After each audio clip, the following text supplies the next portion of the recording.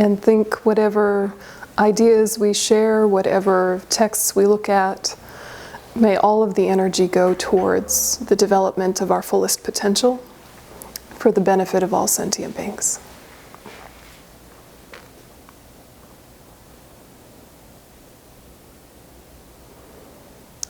Okay. So we're doing a Guide to a Bodhisattva's Way of Life loosely, is that right? Yes. Yeah, and you guys did the patience chapter last time a little bit, or just patience ideas, or in a sort of poetic Rinpoche way? Dives into it and swims around, and we didn't do it verse by verse, but yeah we talked about it was a generally patience discussion, anger, working with that kind of a talk, yeah. You know, Guide to a Bodhisattva's Way of Life is one of those. It's a difficult text and an inspiring text. It's a very user-friendly text, and then it's a really sort of challenging text. Like it's got a lot of layers. Some of the verses, without any context, just being a regular adult person who's lived a normal life, you immediately think, that's beautiful wisdom, I want to live that way. That's amazing. Some of the verses you read and you go, what? Or you think, what culture and what context is he coming from? That sounds crazy. Or who was his audience to speak in such a kind of bold, direct, kind of provocative way?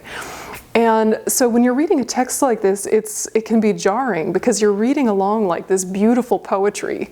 And you think, oh, yay, warm-heartedness, working on my mind, working to benefit sentient beings. Yep, good, wait, what?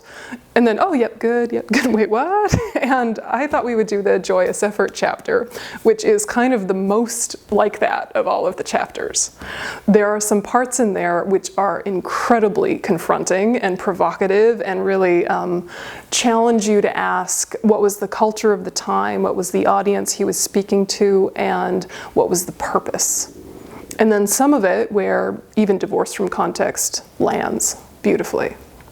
So if we're thinking about Guide to a Bodhisattva's Way of Life and Shantideva, it's just one of countless texts that are trying to get you to overcome the two main problems of life, or the two main suffering habits within the mind, self-cherishing and self-grasping. So self-cherishing and self-grasping are additional to the mind. They can be removed from the mind, but they've been with us since beginningless time. So it's kind of like our default way of being. And self-cherishing and self-grasping seem to help us. They seem to be our protectors. They seem to be that like background way of thinking that helps you find space, helps you carve out time, seeks out self-care, creates your boundaries, when in fact it's the very thing that makes you feel alienated or isolated or disconnected from others. So it seems like a supportive background thought when in fact it's a distancing background thought. So the good news is it's removable, and some of the removable aspect is done through just logic and analysis and deep thinking, meditation or otherwise. It doesn't have to always be meditation to unlock your old habits and kind of transform them and dispel them. It doesn't always have to be. There's a great wisdom that comes from reading and thinking deeply. And when you're reflecting deeply and trying to marry up historical wisdom with your own life experience, that's where you really start to come into resonance with the concepts. And then you might meditate on those and fundamentally shift the way you think.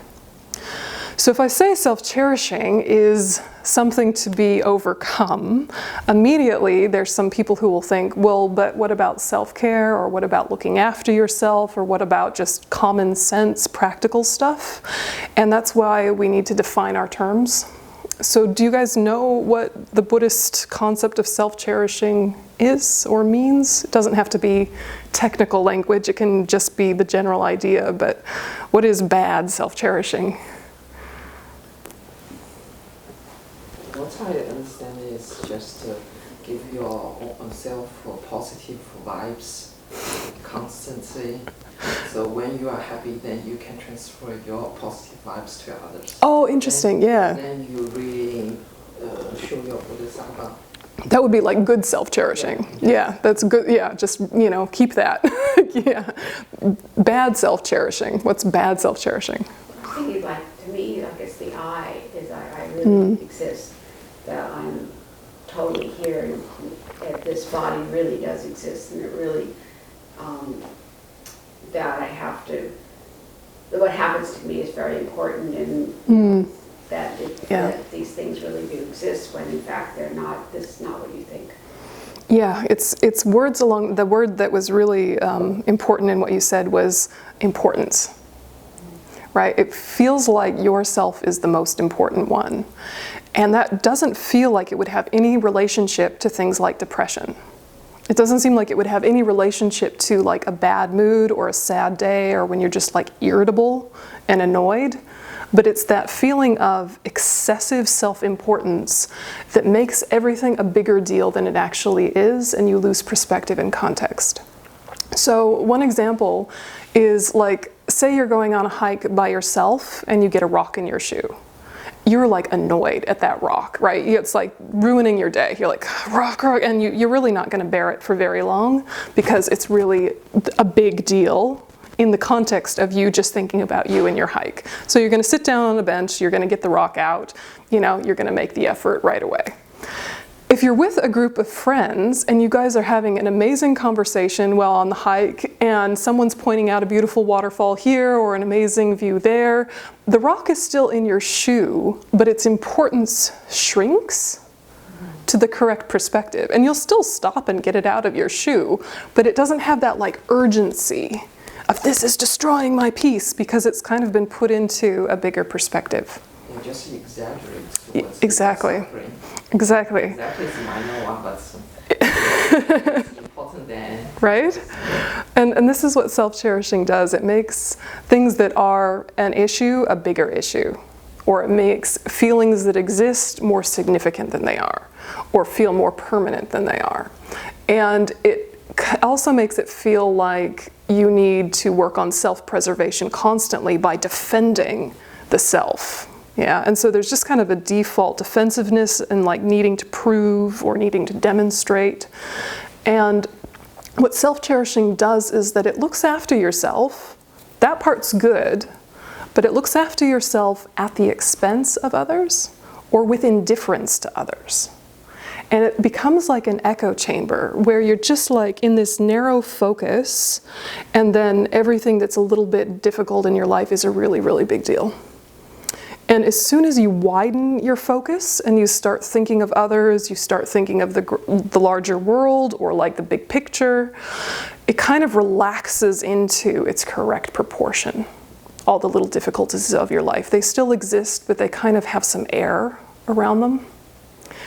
It might be like on a day off and you don't have any jobs to do at home for once. You're so happy because you have a day off, no jobs to do at home, no gardening, no house maintenance, no car maintenance. Whoever you lived with is in a good mood, all the animals are fed, and you're just ready to put your feet up and you think, I need this peace. And someone calls you and you're annoyed, right? Even if it's someone you like. Because your self-cherishing has said, I need this peace with some sort of tightness, then anything that breaks the plan agitates your mind, even if it's something that on a different day, you'd be happy to see your friend is calling.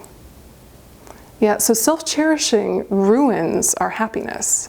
You start to have happiness, and then self-cherishing co-opts it and says, this is what I need, this is what I deserve, everybody else better not bother me with it. Yeah, and you kind of get this like big no, yeah, like N-O around you that says, do not bother me. So self-cherishing is from self-grasping. And self-grasping is that philosophical concept you hear about in Buddhism, which is viewing the I or the self in your own mental continuum and holding it to exist inherently. So you see your normal conventional self, just, whatever, me as I am, conventionally, relatively, and then you add a characteristic to that, which isn't the case. You add the idea that you are independently existent, inherently existent, intrinsically existent. And because of that, then a self like that's going to need to be protected. Yeah, so because of self-grasping, you get self-cherishing, which means the self that you're cherishing is a self that doesn't exist at all. And when you're operating under the influence of strong self-cherishing, whatever you get will never feel like enough. If you're operating from a perspective of cherishing others, or even just a widened view, lots of things can make you content. Yeah, think of something ordinary like food. If you're in a really bad mood and you think, okay, I'm going to get into a good mood by going to my favorite restaurant and having my favorite food. That's how I'm going to get over my bad mood. Okay, so you get to your restaurant and you order the food and it's not quite right. It's a little too cold or a little too hot. The portion is a little too small or a little too big, or the waitress or the waiter wasn't smiling at you properly, or there was just something about it that wasn't right, and you're kind of like, I can't be happy now. Yeah. But if you were, again, with a community of people that was having connection to one another, if the food came and it was totally rubbish, it was just sort of mildly edible, you're like, oh, this isn't very good anyway. And it would still nourish you because you were in the mood to be nourished. Do you know what I mean? Like, you're in the mood to be nourished when you have this like expansive view of connectedness, and nothing is going to work when you're in this imploded narrow vision. So the Bodhisattva is working on two jobs. They're working on getting rid of self-cherishing and getting rid of self-grasping. The antidote to self-cherishing is bodhicitta. Yeah, bodhicitta is the mind of enlightenment. It's this deep, deep conviction that the best way to be of benefit to yourself and others is to develop your potential and to get rid of suffering and negative states of mind. That you can be of use before then, of course you can, but it's limited and it's an educated guess and it's all loaded with your expectations and pressure and all sorts of stuff. So having the biggest motivation possible makes things kind of go in the flow. Yeah, and it makes you have a feeling of purpose and meaning bigger than the immediate task at hand. Yeah, and that's a much more relaxing thing. Self-grasping, the antidote is the wisdom realizing emptiness. And so when we say emptiness, we mean the emptiness of inherent existence. We don't mean nothingness. We mean that everything has the characteristic of not existing by itself. Which isn't that hard on the surface, right? That's not that hard a concept on the surface. Everything is composed of parts, right? Everything is composed of context, causes and conditions, right? It needs a mind to label it, all that kind of stuff. But the problem is that we have an innate ignorance that immediately projects independence onto all things and all people. And it doesn't feel like that's that big a deal, just walking around in your life, forgetting that you build all of your expectations, assumptions, and habits under the influence of this ignorance. So your plans are doomed to failure because they were built on misinformation. So if you think, for example, someone you really care about, that you really enjoy being with, because of your grasping at them, because of your superimposition of inherence on them, you take a little snapshot in your mind of your favorite aspects of them.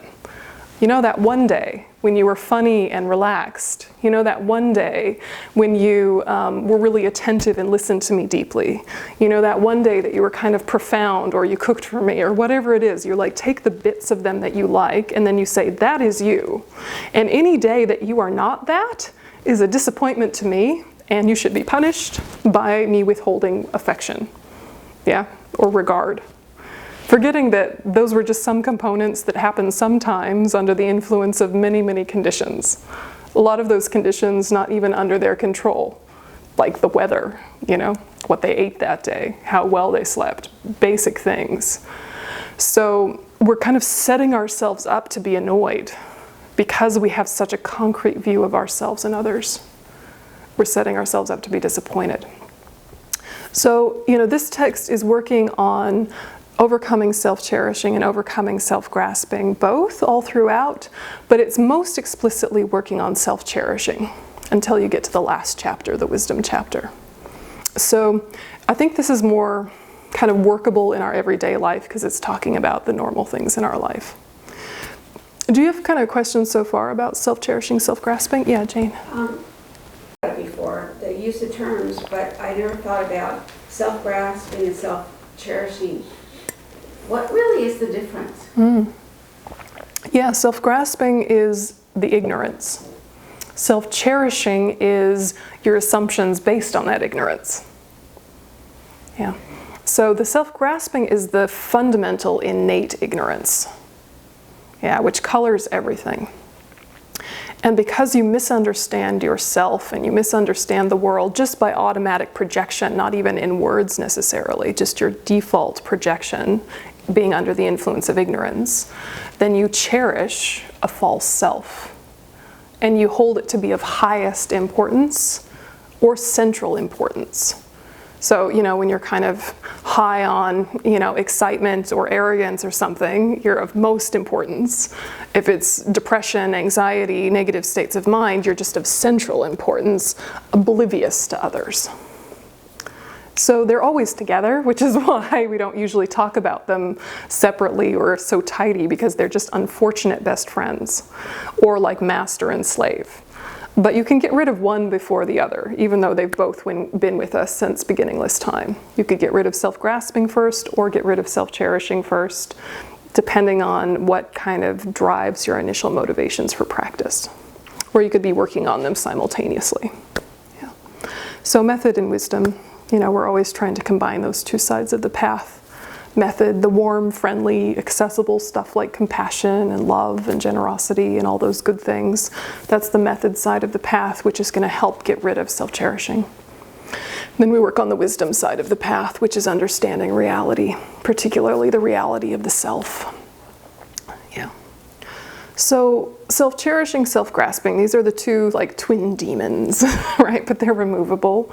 And what's very good news is that bodhicitta, once you develop it as a realization, is not removable. Yeah? Up to a certain point, it definitely can fade, absolutely. But once it's an actual realization, in particular, sort of halfway through the second path of the path of preparation, if you're a Dharma nerd, you're not going to fall back and lose your bodhicitta. So it can actually become what's called a main mind. It's an interesting thing, because when Buddhists talk about the mind, there's mind like consciousness, the big umbrella term, but then we can kind of subdivide it into different parts. And one of the things we can do is subdivide it into main minds and mental factors, or states of mind. So for example, bodhicitta can just start as a thought. Just a thought, may I become enlightened for the benefit of all sentient beings. So you're thinking about enlightenment, you're thinking about benefiting sentient beings, you're really aspiring to the deepest form of self-development. You're really identifying with your Buddha nature, instead of identifying with your negative states of mind, or identifying with your surface personality, or whatever sort of temporary things that we usually identify with or as. You're identifying with your Buddha nature, which is still growing and needs to be developed. It's not like you're a Buddha already and just need to wake up to it. It's not that simple. But your Buddha nature has always been with you and always will be with you until you're an actual Buddha. So really staying with that and coming back to it again and again as a mental factor or a state of mind, a thought, that repetition turns it into what's called a main mind, or primary consciousness, which means that it becomes so fundamental to your consciousness that it informs every other thought. It becomes uncontrived. So it takes a lot of conceptualization, a lot of thought, for things to become unconceptual and default. But it's wonderful that this is how the mind works. It's trainable. So you could think about some basic example, like if you know like you're going on vacation in 3 months. Okay, if you know you're going on vacation in 3 months and you're looking forward to it, all of your other plans are conditioned by knowing that. So there's certain food you're not going to buy and put in the pantry, right? There's certain plans you're not going to make. There's certain things you're not going to do because you're going on vacation in 3 months. It's not like you're thinking neurotically in the back of your mind, I'm going on vacation, I'm going on vacation, I'm going on vacation. It's not like that. It's just a present thing in the back of your mind that kicks in when there's something that would create dissonance because of that plan. Yeah, someone says, oh, do you want to go blah, blah, blah in August? And you're like, oh, I'm going to be away in August. Yeah. So imagine bodhicitta as being like that, but much more profound. So it's not like you're thinking, may I become enlightened for the benefit of all sentient beings? May I become enlightened for the benefit of all sentient beings in a kind of neurotic, verbal words way. It's that is coloring all of your thoughts. So you're driving in traffic with bodhicitta, you're walking around with bodhicitta, you're speaking to others with bodhicitta, and because of that, everything about how you are is calm, is happy, and is thinking to benefit others. So that would be nice, yeah. That would be nice. Questions? Yeah. I know it's a big topic, but without going into it really deeply, what are the other main minds just sort of in our normal kind of unenlightened state right now? Yeah, so if you think, imagine that I'm making a chart. I could write on this board, but I don't want to erase their Hebrew. I can? Yeah. Oh, this is exciting. I'll make you a chart in the break. But imagine consciousness or mind as the big category, the umbrella category, right? And then two subdivisions, main minds, mental factors. So main minds, you have ones you would expect. Eye, primary consciousness, nose, primary consciousness, tongue, primary consciousness, right? The 5 sensory consciousnesses, which are related to the senses, but are not physical. You also have physical senses that they use, but we're talking about a consciousness that is without form. The 6th one is the mental primary consciousness. That you can think in sutra terms or tantra terms where it has kind of a coarse, subtle, and an extremely subtle aspect. So those main minds are constant, they're all always operating, but different ones take prominence. So for us right now, not meditating, our mental primary consciousness is engaged periodically, but also is our ear primary consciousness listening to sound. Yeah, and our eye primary consciousness seeing shape and color. So they're kind of taking turns being dominant, and each one of them has what are called the 5 omnipresent mental factors always with them. So they always have like a feeling of pleasant, unpleasant, and neutral. They always have discernment, which is kind of labeling and describing, sometimes accurately, sometimes inaccurately. There's always intention, creating karma. There's always attention or mental engagement, holding the object. And there's always contact, sort of the meeting of outside and inside. So there's many other mental factors besides those 5, but those 5 are always working. So sometimes you'll hear Buddhists talk about the mind being like the sky, right? Think of the blue sky as like the main minds, and the clouds or the weather as like the mental factors. So the main mind is kind of reflective and expansive and doesn't have a lot of opinions. The mental factors are what color it, sometimes helpfully, sometimes unhelpfully, but they're all the movement of the mind. Yeah, the weather. So it's interesting to know how the mind works, because then you can understand how to make a habit stick. Because there's a million things we want to do differently. We've learned to listen intellectually, and yet we still do things that are against our core values. Or just against like our New Year's resolution. You know, I wanted to eat better this year, and then you don't. But you really did want to, genuinely, but you didn't. What was it that made you not able to change your habit? If you're just trying to force it with some sort of like punitive, paternal sort of like background father figure saying you should, well, of course you're gonna do the right thing for a while and then you'll rebel. You're just rebelling against yourself now instead of your father, you know? So knowing how the mind works, you can think, okay, I need a new pattern, but the way into a new pattern is not through kicking myself. That's not gonna make it stick. It'll be, you know, inefficient to do it that way. It'll only last so long if I force it. And if I force it, there will also be repercussions. So what's a way to build a habit? Is to become so full of the beneficial that there's no room for the negative. So you become very much about what are the things that make healthy eating, whatever it is, you know, or exercise or whatever it is. What makes it really easy and engaging and worthwhile and help me expand into the big picture, rather than telling myself, don't eat that, don't eat that, don't do this. Yeah. Things like that. So knowing how the mind works, everyday behavioral New Year's resolution stuff, helpful, but that's not really our main goal in Buddhism. Our main goal is the fundamental habits of the mind and changing those. And the fundamental habits we want to change are getting rid of self-cherishing, getting rid of self-grasping. Because they ruin our fun, They ruin our peace, they ruin our kindness, they block our good heart. So we're not as happy as we could be. And we're not as kind as we could be.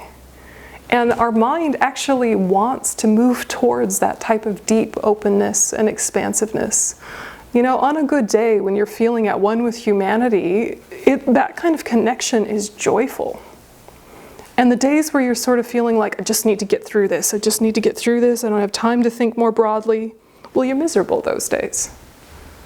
I used to gauge how bad my self-cherishing was by my relationship to public transportation. When I lived in Australia, I did a lot of having to take the train, and I somehow always had to take the train when the children were coming home from school. And they're big giant backpacks, and they're turning abruptly and knocking each other over, or knocking into your aisle, and they're noisy and chaotic, and they're kids, right? And they're coming home from school, so they're upregulated and bouncy. And if I was in a very self-cherishing headspace, and I sat in my seat, I could feel very territorial about the seats next to me. I'd put my bag next to me, kind of ha, don't sit next to me, small child, right? It was very territorial. And if somebody needed to sit next to me, there was a real grudging okay. Of course I was polite about it, but internally there was a right? But on a good day where self-cherishing wasn't driving as strongly, I could be delighted by the kids and their chaos. I could find them really endearing. If someone wanted to sit next to me, I was like, of course I was waiting for you, whoever you are. I already had my bag at my feet. I was waiting for you. And feeling crowded and my space being invaded and my silence being taken and my peace being disturbed, I could decide that's why I'm grumpy. Or those same exact conditions, I could decide that's why I feel connected to humanity. So it's interesting to take a habit that you do in terms of a behavior that's every day and look at how your relationship to it changes based on how strongly self-cherishing is driving and the way it steals your peace. Under the heading of, I'm just trying to save space for you, self, by, aggressively putting your bag on the other seat so no one will sit next to you, I'm helping you. When in fact that very motion and that very mentality is what makes you feel separated from society and alone and alienated.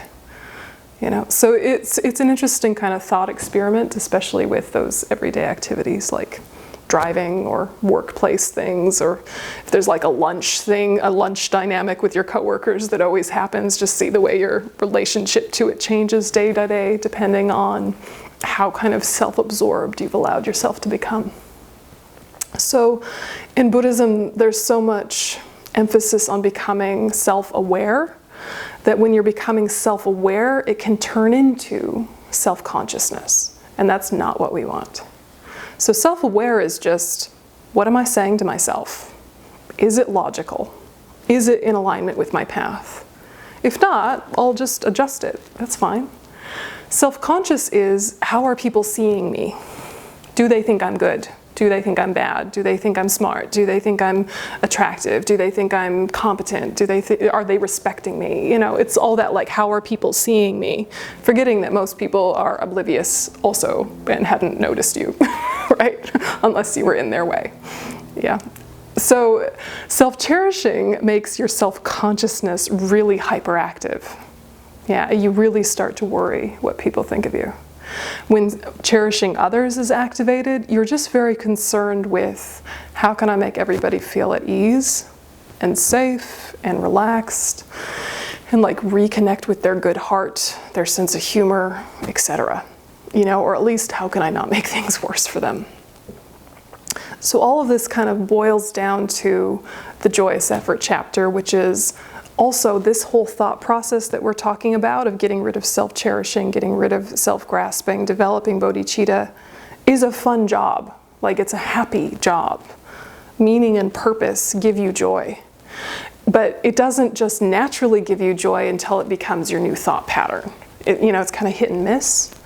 So having joyous effort is, it's got a very corny definition. The corny definition is like delight in virtue. It's so American, yeah, delight in virtue.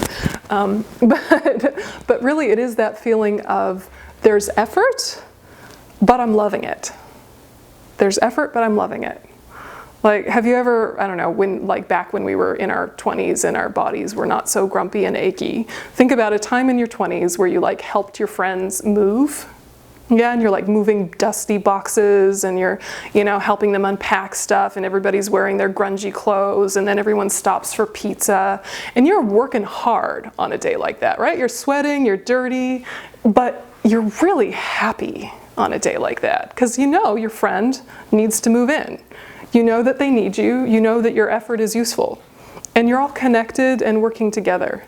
And after a day like that, you just hit the sack and you go straight to sleep, happy. That was a good day.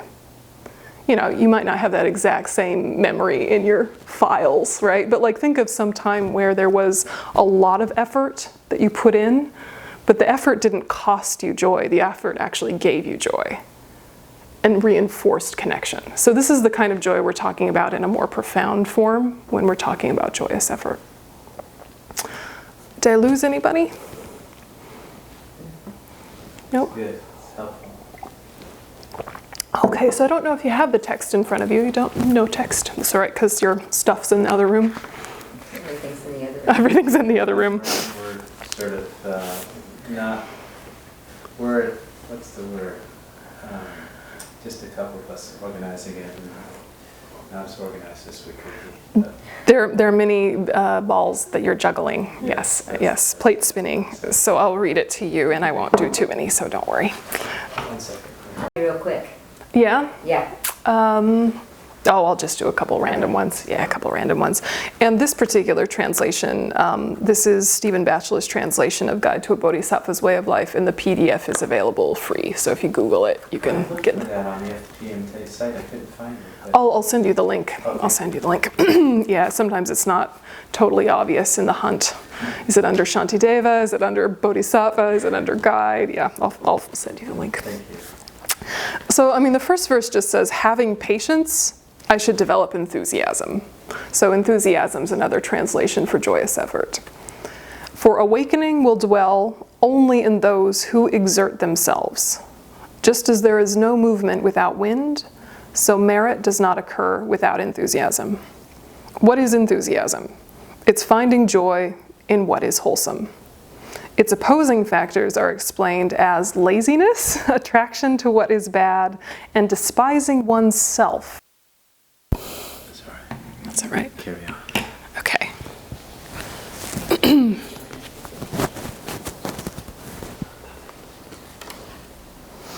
So we'll go another, 5 minutes and then we'll have a stretch. But if we're looking at laziness of despondency, this one I think is really, really interesting because it kills the momentum so quickly. If you try a little bit and then you have the false modesty or the false humility that says, oh, this must be for special people. This must be for like lamas and rinpoches and monks and nuns, or like yogis in the cave, or this is for special people. I'm just an ordinary schmuck. I don't really need to hold myself up to a standard like that because I'm just a regular person living my life, getting through the day, paying my bills. I'm off the hook for that kind of practice, that kind of profundity. And it looks like humility, but it's actually laziness. Because from a Buddhist perspective, every sentient being has Buddha nature. Everyone has a mental continuum that can be transformed. What makes it transform is effort and consistency with a good motivation. So any life can support a spiritual practice. And what we're trying to do is kind of look at the daily activities of our life and asking, are there any that really actively interfere with my spiritual path? There might be one or two that you could stop doing, but most of them, you can bring your spiritual path to them. Ordinary job.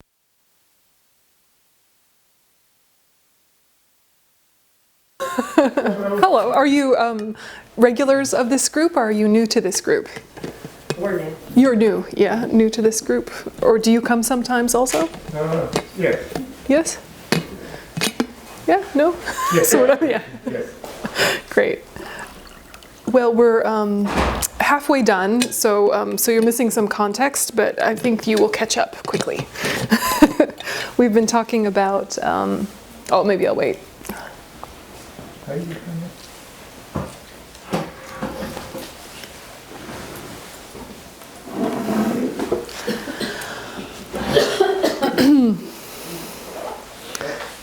Okay. So we're going to do some meditation, but before we do, I'll just maybe explain a little bit. We've been talking about joyous effort, which is a Bodhisattva attitude, which enjoys doing positive things. So the question becomes, what stops you from doing positive things, even though you like positive things? The other question is, what gives you strength?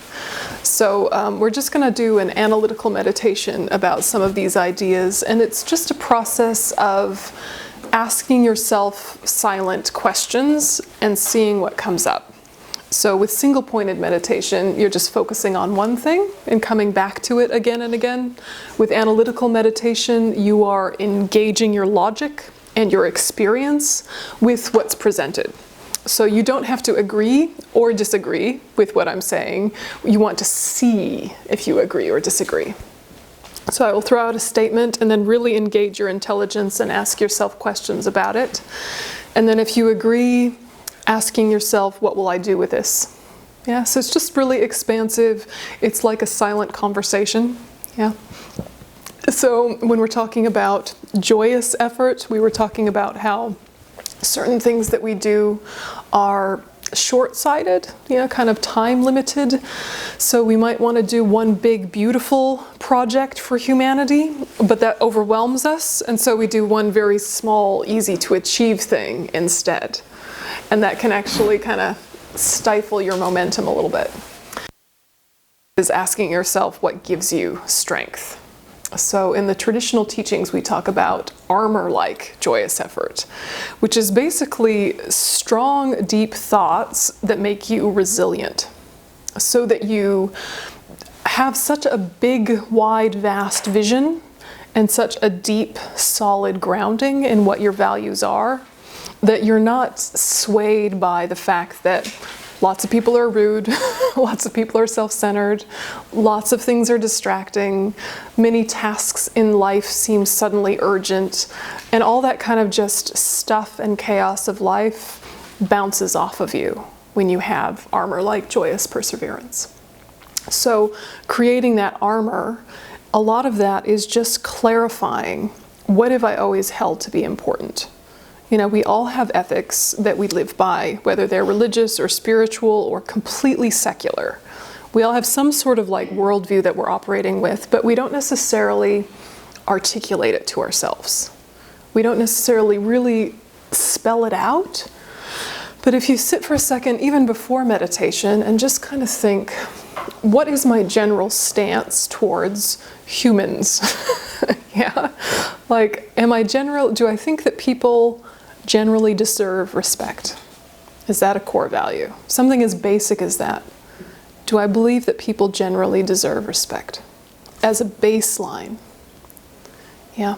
And if I don't, how come? Is there an old wound? Is there an old trauma? Is there something that hardened your heart? And that probably made sense at the time. Does it still make sense? Is your general stance to trust people but verify, right? Trust but verify? Or is your general stance to mistrust people and assume they're going to cheat you? Thinking about that. Just kind of rolling around, what is your worldview? And as you do that, this could be a writing exercise, or it could just be a thinking exercise, but how do you view the world? You can start to pull out the pieces that you know in your heart are healthy. There are other pieces which are also your worldview, which just by saying them in a full sentence, making yourself articulate them, you'll realize are not healthy. That made sense at one point, but now they're outdated. And you've just been holding them out of habit. So things like respect, things like trust, just really secular, accessible concepts that we take for granted are just how the world is. Asking yourself, how do I think about those? And then, think about some time when you are feeling isolated or separated or disconnected from other people. Maybe it's if you're driving alone in heavy traffic, you feel like you're surrounded by aggressive cars, instead of feeling like you're surrounded by suffering people in cars, acting aggressively, right? Just that subtle shift. Still, you're going to have your wits about you. Still, if someone cuts you off, you're going to think, that was unsafe.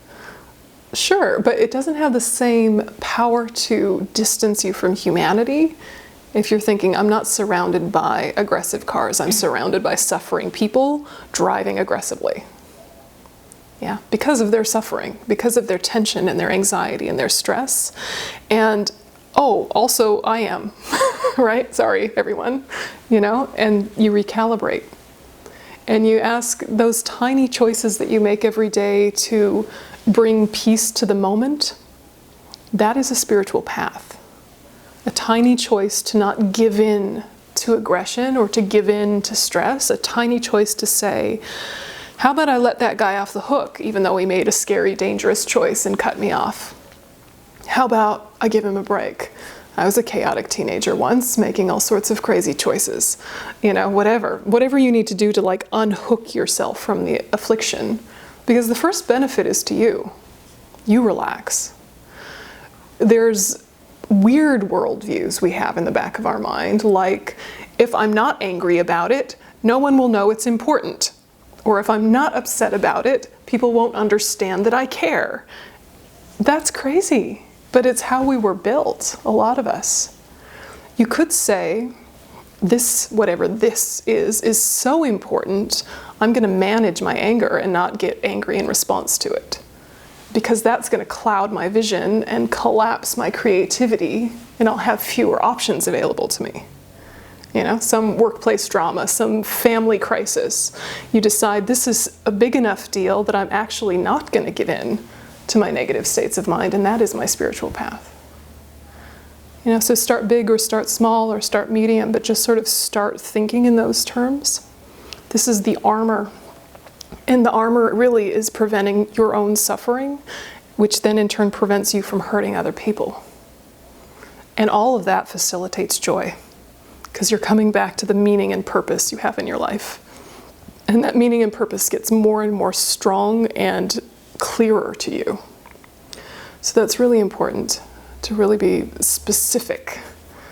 Generally, love is a good thing. Generally, compassion's a good thing. Generally, wisdom is a good thing. But have we really spoken to ourselves about, but what is it exactly? And what blocks it? And what feeds it? Yeah? And the simplest analytical meditation you can do all by yourself without any training is just to ask yourself, what is it? What happens with it? What happens without it? Yeah, so take compassion, for example. You would say, what is compassion? You would explain it in words. You would explain it in stories. You would explain it in experience to yourself. And you would just do a quiet explaining in your mind until you really feel that's compassion. That's compassion when I'm on the receiving end. That's the compassion when I'm on the giving end. Okay, what happens when I lose compassion? To me, to others.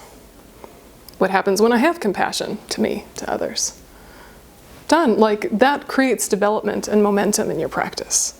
It's simple and it doesn't have to take that long, but you have to spell it out and not take it for granted that you already understand these seemingly basic things.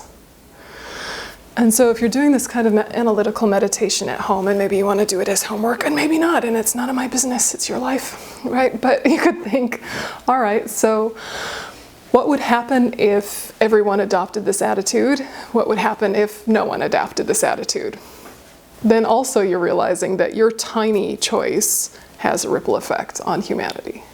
Yeah, your tiny choice to act from compassion and to not hold grudges towards all of humanity for operating under the influence of suffering, to give them a break, Poor humans, just trying to get through the day, making a mess of everything, just stumbling along, and then occasionally having little moments of, oh, others exist, perhaps I shall help them. Anyway, me, you know, like the fact that they even have a moment of clarity of realizing that we are interconnected is like a miracle. So give them a break if they're rude. Assume they'll be rude. Plan on them being rude. Find it a celebration any moment that they're not. Rather than the other way around, which is we assume people should be well-behaved and polite and courteous and conscientious, and they should speak respectfully to us, and they should acknowledge our wisdom, and they should be kind, should. And, you know, anytime they're not, you're jangled and upset. And you being upset in no way makes their behavior better. You know? So it's a false logic. Yeah.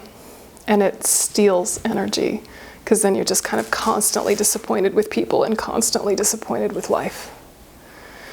So developing joy, and in this joyous effort section of Guide to a Bodhisattva's Way of Life, is really looking at those two sides of what takes my energy, what gives me energy. So we'll do that as a little analytical meditation. And even analytical meditations, it's good to start with just some brief single-pointed meditation to let your distractions kind of chill. So if you want to get yourself a posture that feels comfortable, something that has a straight back, that just makes it easier to focus, but basically sit in a way that you don't feel tense or tight.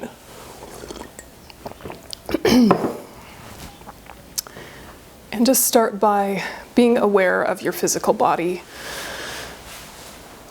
and see if there's any tension or tightness in your body that you can allow to relax and release.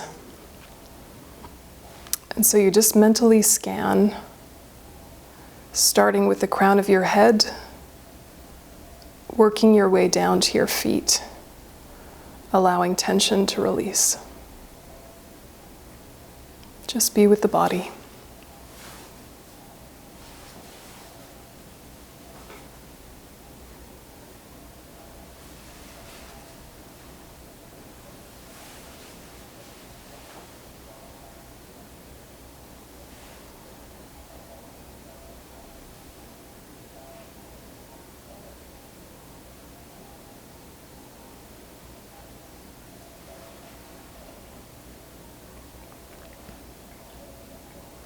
And as the body starts to settle, shift your focus to just the breath for just 2 minutes, allowing that gentle focus to let your distractions settle down.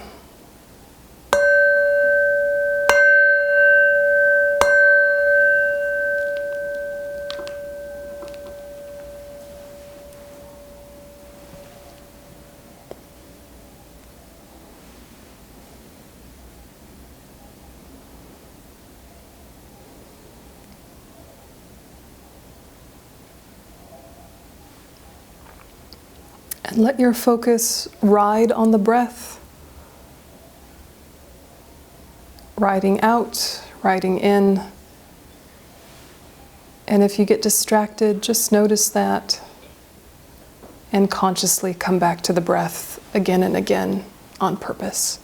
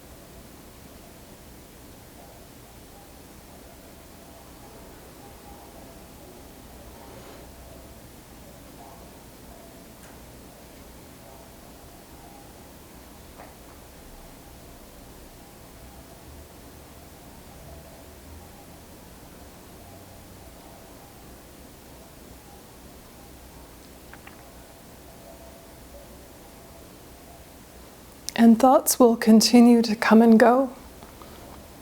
Decide not to agree with your thoughts or disagree with your thoughts. Try not to give them any energy. No push or pull, just let them be in the background. Keep your main attention on the breath.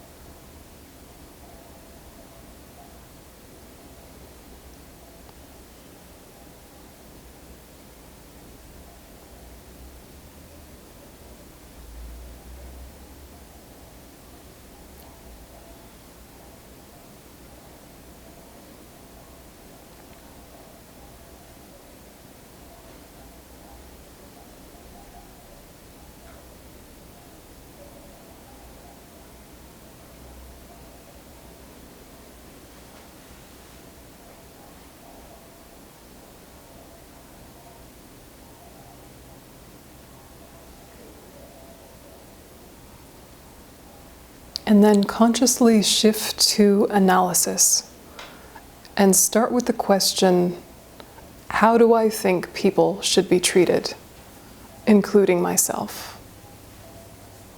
And let yourself spell it out, articulate it. How do I think people should be treated, including myself?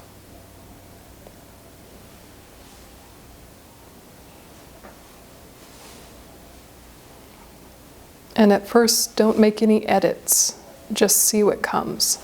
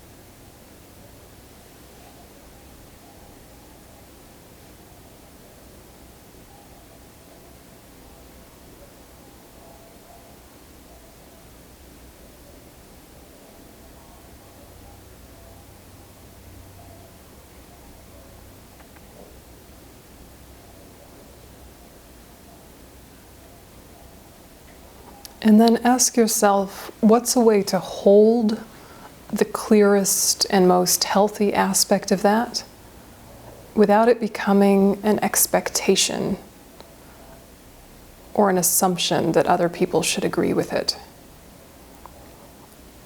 So simplify that worldview into just some short words.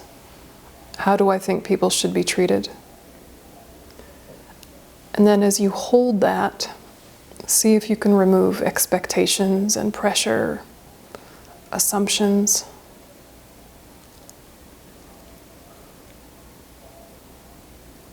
Hold it as armor that protects you from your own negative states of mind and suffering.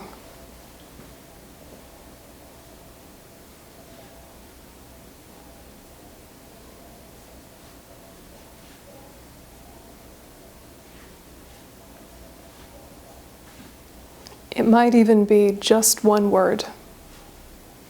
Maybe peace, maybe respect, maybe love. Any number of words or phrases. But repeat them and let it become an armor, protecting yourself from suffering, protecting yourself from harming others.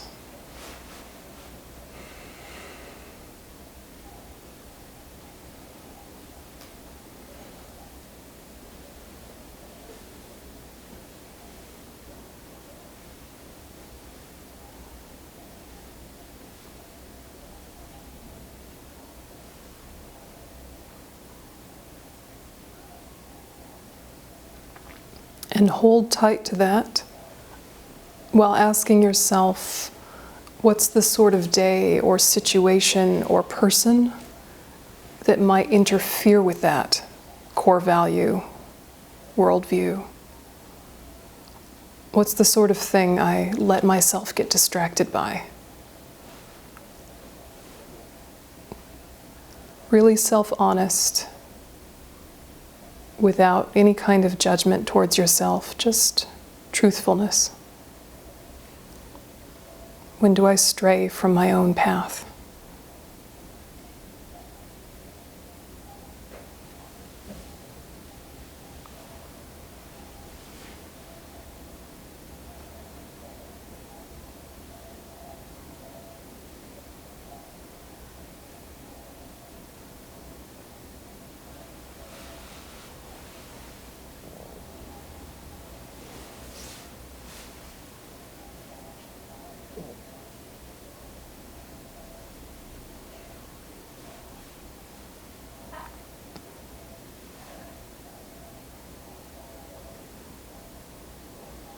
And just allow that self-awareness to deepen, knowing that that itself will help you be less distracted next time.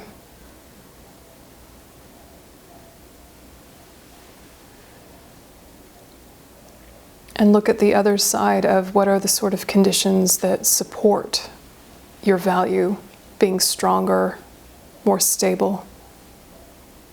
What sort of situations or people reinforce it? Bring it out in you.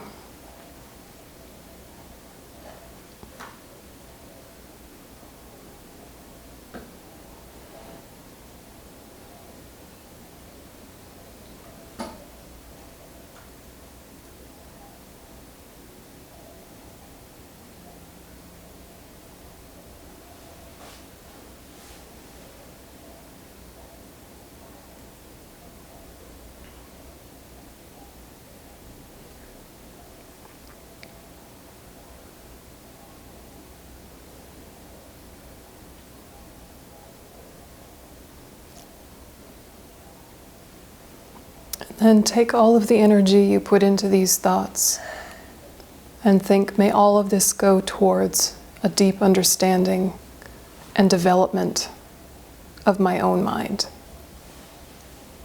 so that I can be of greatest benefit to both myself and others.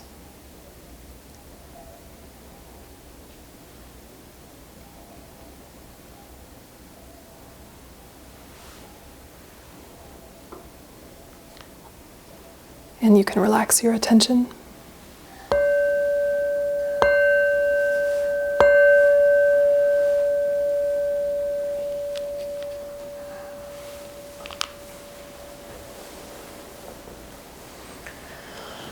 Okay. So that was a short one. It was like a 10-minute one. And you can get a lot of good work done in 10 minutes. And it's a good idea to do short sessions when you're new at it so that you stay awake and vivid and stop before you start vaguing out or getting sleepy. Start small. And, have a plan before you start. And, analytical meditation is really powerful.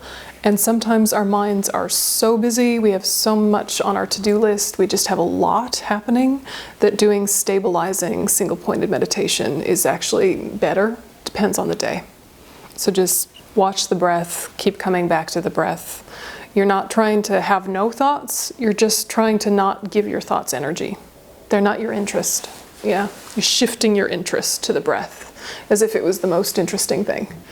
And you imagine your attention is riding on the breath like a surfer rides a wave. That kind of like relaxed focus. Yeah, you have some effort there, there's focus there, but it's a relaxed focus. Yeah. Sometimes I think about it when, when you're driving on a dangerous road, but it's one you've driven many times. So you feel confident and secure, and but you also need to stay focused because it's dangerous. So there's a relaxation there because it's familiar, but there's not a letting down your guard totally as if it was just a straight long one. Yeah. I had a road like that in New Zealand where there was no guardrail and the edge just went straight into the sea, and it was very curvy. And it's like, oh, the ocean's so beautiful. Don't die, don't die, don't die. Oh, look at the ocean. Don't die, But after a few times, you relax into it, but you can never let your guard down. But it's not a tense focus. So that's what we're aiming for in all meditations, is that kind of sweet spot, that flow state. Not too tight, not too loose. Do you have any questions about what we've talked about so far, or the meditation, or just Buddhist things in general, miscellaneous randoms?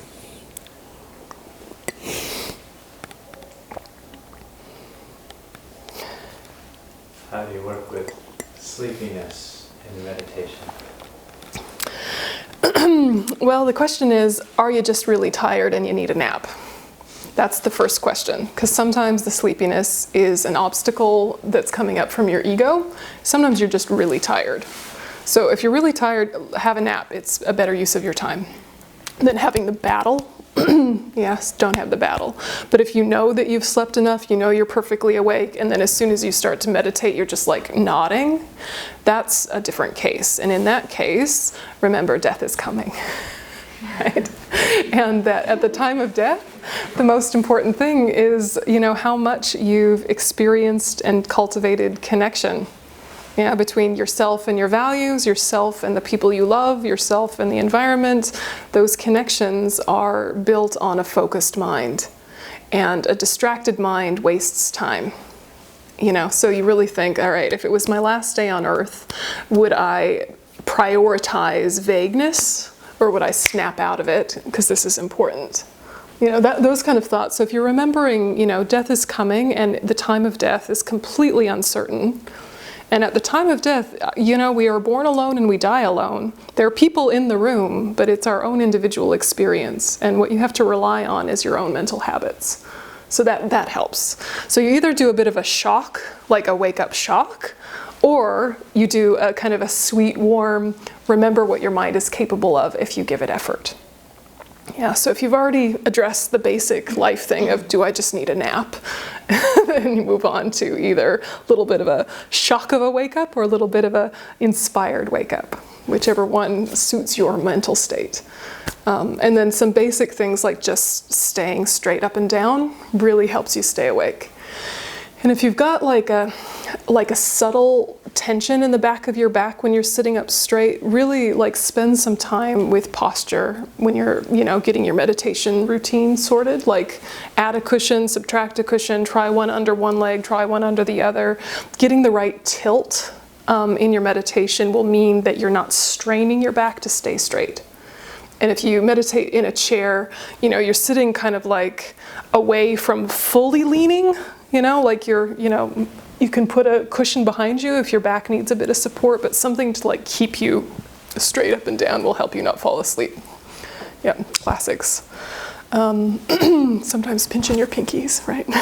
Pressure points. You probably know more about that than I do. Your lobes, pinkies, classics. But when in doubt, remember death. I know it's a little shocking, but go ahead. Another question. So you were talking about being non-judgmental, and in the text of 37 Practices of Bodhisattva, it says that Bodhisattva never points faults of other Bodhisattva, but what about the other Bodhisattva is making something really ridiculous, and where is the difference between kind of helping by pointing to error versus criticizing? It's an important question. It's a really important question. The first question is, who is a bodhisattva? Can you tell? The answer is no. You fundamentally cannot take another person's measure. We cannot know who is enlightened and who isn't. We cannot know who is a bodhisattva and who isn't, because we have our own karmic vision. So the Buddha could be here in front of us in one of these random children's books, and we would just see random children's book. The Buddha could be a disruptive homeless person coming from outside, and that's the Buddha, and the rest of us are just ordinary people, right? We don't know what a Buddha or Bodhisattva is going to look like, but if we ask ourselves, what do they want? They want us to transform our mind out of bad habits. And being sweet and soothing doesn't always do the trick. Maybe they're going to be the most difficult person in our life on purpose, because that will force a change. Yeah. So that's one possibility, okay? And that's a possibility we should always hold, is that we have no idea who anyone is. And what enlightened beings of any tradition want is for us to deepen loving kindness, compassion, and wisdom. And sometimes the only way to do that is hardship. Okay. The other side is sometimes people are awful, right? Sometimes they're really badly behaved. What do you do about people who are really badly behaved? Whether they're a bodhisattva pretending to be that way in order for our training, or they're a suffering, afflicted sentient being who really wants to hurt you or those you love. We have no idea. The response can be the same. The response is, first of all, is criticism helping facilitate progress? Right? We have to remember, like, first of all, criticism doesn't always land. So we want to be really logical and strategic and say, if this person has bad behavior and I say, here's your bad behavior, will that make them go, oh, thank you for pointing that out, now I'll change? Often not, right? Often they'll say, well, look at you, or no, I'm not, or whatever horrible things people respond. So like, use your life wisdom and play it out in your mind. Is this facilitating their progress? Is that opening my heart? It's having that immediate big picture setting that really is asking, what's going to work? Sometimes we think, well, we have to say something because what they're doing is wrong. And if I don't say something, it'll look like I'm condoning it. Or it'll look like I think it's okay. Sometimes that's true. Sometimes it's not. Who is watching you? You know? So if you're in a position of leadership or a position of influence, then you need to criticize from a bodhisattva perspective, not from a demeaning perspective. So critique of behavior is not going against bodhisattva training. Critique of behavior is valid, but you need to be skillful about when is it actually going to facilitate some progress. Yeah, but a critique of a person or a dismissal of a person or being divisive about a person, whether it's true information or untrue information, that's not the bodhisattva path. And having the vision that is looking for faults is not useful for us. Because if you look for faults, you will find endless faults. Yeah, and you will decide things are faults that are maybe neutral, and your mind will just go crazy finding faults. So the training of the bodhisattva is to not go looking for people's faults. But if they're so obvious and glaring, they're just smacking you in the face, asking yourself more logic-based strategic questions rather than emotionally based reactive questions. Yeah, and ask, what is my radius of positive influence? If I say something, is there space for it to land? Yeah. Yeah, go ahead. Oh, I thought you were raising your hand. Sorry. Yeah. So it's interesting because working in social justice and also being a practitioner, so it's very, the analysis is in both fields, which is very important Yeah. for me, and to know how to apply the strategies and how to apply the analysis when working with others. Sometimes what I may think might be work for me with a person with my lens with a person doesn't necessarily mean it is going to work on land. And I find that not really worrying about the landing, but just kind of seeing how the intentionality and the motivation and how it's framed, I think is really important. And when I think about behavior, the word behavior, critiquing behavior is like, rather than critiquing, like deconstructing it in my mind, like the curiosity. I'm curious as to why this person's acting this way. Yeah. I'm curious. So kind of thinking about cultivating curiosity for both analysis and meditation and analysis of working with others is a strategy that helps move both, the other person forward, but the situation forward or myself forward. And practice and try to do the same thing. I get curious when something arises.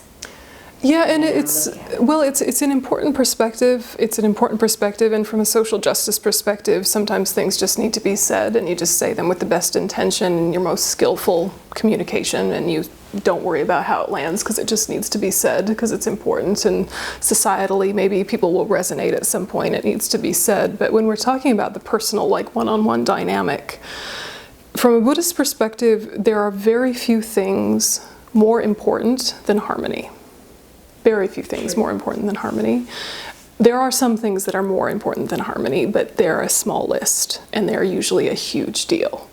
There are countless little wounds or little missteps or little rudenesses that we could just let go. There are also opportunities to explore those things with someone that you first developed rapport and harmony with, and then it can land. So it's kind of asking also who's your audience or what's your intent, because I think you're quite right from a social justice perspective, and also, you know, it's being very conscious about our first job is to work on ourselves, and sometimes that has the most palpable influence is the work that we do, radiating out, having a positive influence on others. Occasionally what we say has some sort of moving factor, but it's usually relationally based because you already trust each other. I mean, I always ask myself, when have I heard advice from someone? Lots of people give you advice, right? But like, when have you actually heard it? Thought, that is excellent advice, I will take that on, just as you said, thank you very much, tip of the hat. Like, how often does that happen? You have to be in the mood for it, right? You have to have a relationship with them and respect with them, right?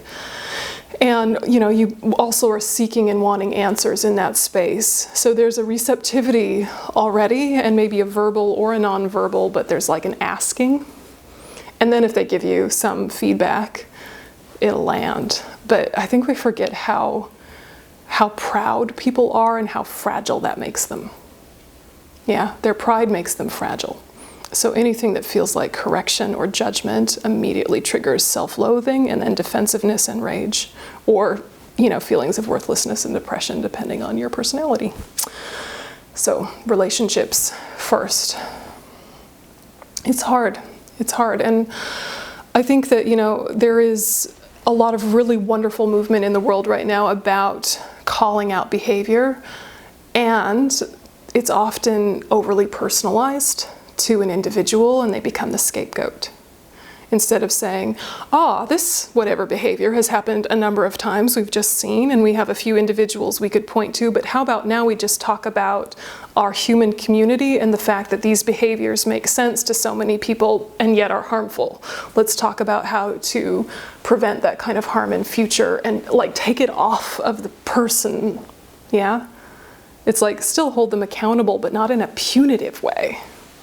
Right? And make it more expansive to any of us is liable to make a misstep given our conditioning, given how we were brought up, given our suffering, given our afflictions. And so you're kind of starting from, this could happen to anybody. Anyone could make a terrible behavioral choice if they had this context or that context.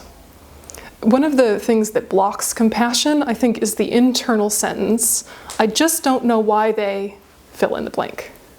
I just don't understand why they fill in the blank. Yeah, that's often what blocks compassion. And what opens compassion is, I get why they would, right? And we're so used to needing affinity to build compassion. We're so used to needing like understanding and context to have compassion. And in the beginning, we can use that fact and say, look, if we knew their history, if we knew their context, everybody makes sense. How many of us have seen a documentary on a serial killer, right? Have you ever seen a serial killer documentary? And they did some horrible thing, and then you find out their backstory, and you go, well, that's still horrible, and I would never do it, but I kind of get how they got that way. Being able to relate is very important for our compassion in its infancy, when we're babies, and we are kind of babies right now, right? But as you sort of develop on the Bodhisattva path, you kind of relax into the fact of dependent origination, which is that everything does make sense given its context, and if it doesn't make sense yet, you don't have enough context, you know? And that we are fundamentally wired the same, we've just had different experiences conditioning that mental continuum. So we all started out, even though beginningless time, but started out with a pure, clear consciousness that had innate ignorance and Buddha nature. So there was good news and bad news and neutral news from the very beginning. And then we all just kept bumping into each other, annoying each other, and developed various habits and strategies to try and have less harm and pain. Some of them were super damaging, some of them were more benign, but we all have a fundamentally same kind of consciousness with same good news and bad news. Yeah, so that helps too. Yeah. Sorry, listening to this, I have a question. So what about when you're dealing with powerful personality disorders? So, a good example is borderline. And, Yeah. You want to bring kindness to somebody, but kindness doesn't work with borderline, and that's a great lesson. Well, that's the question though, is what is kindness? Skillful means, right? And from a Buddhist perspective, we're always trying to have wisdom together with kindness. So like kindness for people without a personality disorder will look like everyday politeness, respect, warmth. Kindness to someone with borderline personality disorder is strong boundaries, consistency, not letting them get away with negative behaviors. And that is kindness, but it looks harsh, and it would be harsh to a different person. So it's realizing that when you have a calm mind, all of your life wisdom is accessible, all of your tools. When your mind is agitated, when you're upset, when you're aggressive, when you're worried, when you're stressed, you only have a couple of possibilities. And they're usually your most habitual ones. And sometimes they're fine and they work fine. Your habitual responses work just fine, but you only have a couple accessible to you. Whereas when you're relaxed, you have so much more creativity and like, oh, right, I haven't brushed off my borderline personality communication skills in a while. Yes, that's in there somewhere, and you can bring it in, but it's a bit rusty, right? But if you're agitated, you'll forget that you know that tool. Yeah. Yeah, Jane. Changing the subject, going back to meditation, I find myself when a topic gets difficult, running from it in the middle of a meditation. And I'm wondering if I'm thinking negative thoughts and negative things, is it best to stop and start again later? Or is it best to persevere and just say, okay, this is right, you have to accept this, you gotta learn this, this is this way it's supposed to be. Rather than, that's what I do. Yeah. Dark way, actually, and think I don't understand this. It doesn't make sense, and I'm having a hard time accepting it. So, doubt is the gateway to wisdom. So don't talk over the top of your doubt. Honor your doubt. Don't punch through it. Don't talk over the top of it. Go, I actually have a doubt about that. I don't know why that's true or how that's true or even if that's true. I love Buddhism, generally speaking. Yay, Buddhism. I'm a Buddhist enthusiast. However, this one topic is eating me a little bit. Hold the question, because it might be that actually you're on the verge of a breakthrough. So don't say, okay, I know what I'm supposed to think. I'm supposed to think this, so I'm just going to jump over the top of my feeling to the correct answer. Don't do that. Let yourself have the doubt and articulate it and find the edges of it. And it might be that you do need to pause the meditation for a second and do some writing of, okay, up to here, I'm on board. Yep, yay, Buddhism, well done. Yep, going back over that. This is the area of confusion, doubt, resistance. And then, here I like. And you start to save up really pithy questions for big teachers. But sometimes even just defining to yourself the doubt, it releases, or it points you to the resource to access.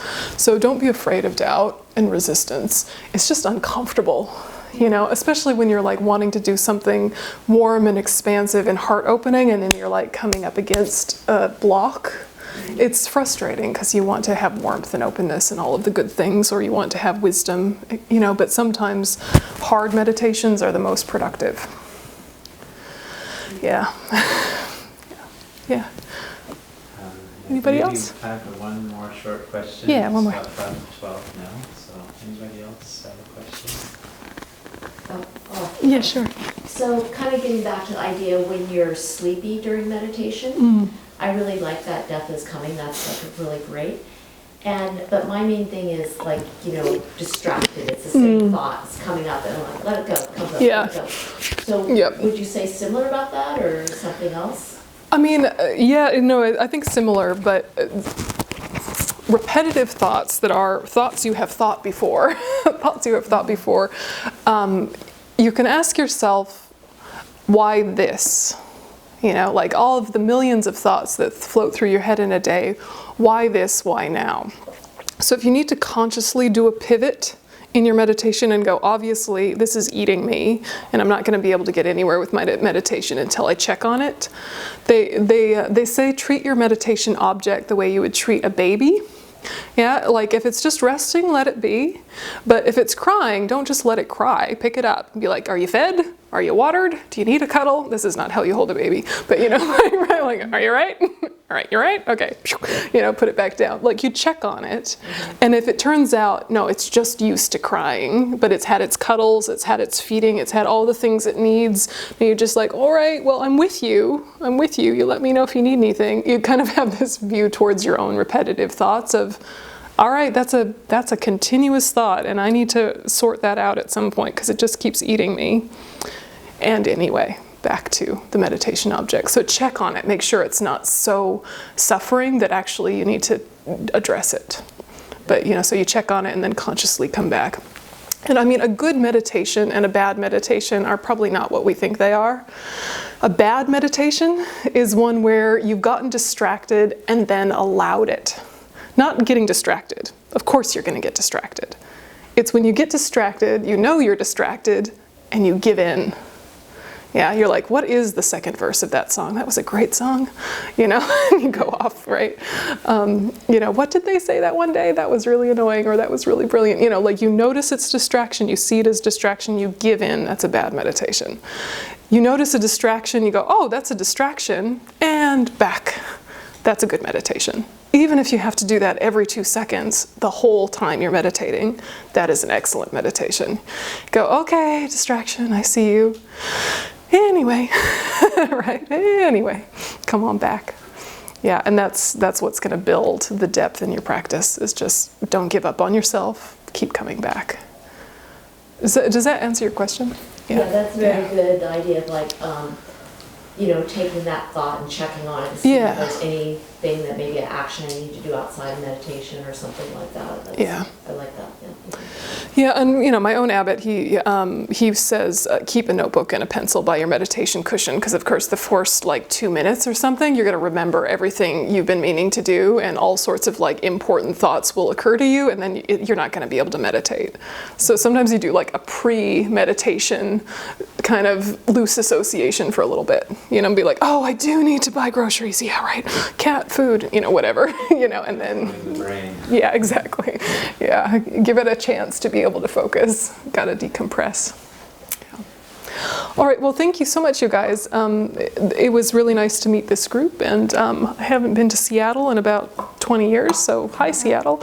And yeah, why not? So we'll just take a minute and, Sorry, logistical issues. We didn't have our prayer books, but usually we do a short dedication prayer. So for those who know it, I'll just start.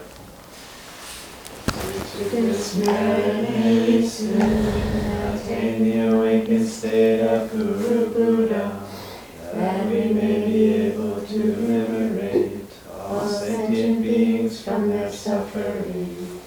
May the precious Bodhi mind, not yet born, arise and grow. May that born have no decline, but increase forevermore. thank you, everyone.